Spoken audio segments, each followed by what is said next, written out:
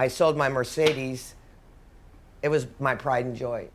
When I ran out of money, I sold my wedding ring to the fence guy to build some more fencing. I probably spent over $300,000 of my own. Anything that I had that reminded me of my past life, I got rid of it. I sold it. I didn't need it anymore.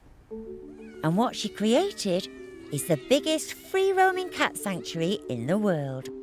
12 acres, 22 buildings, all with mod cons, just for cats.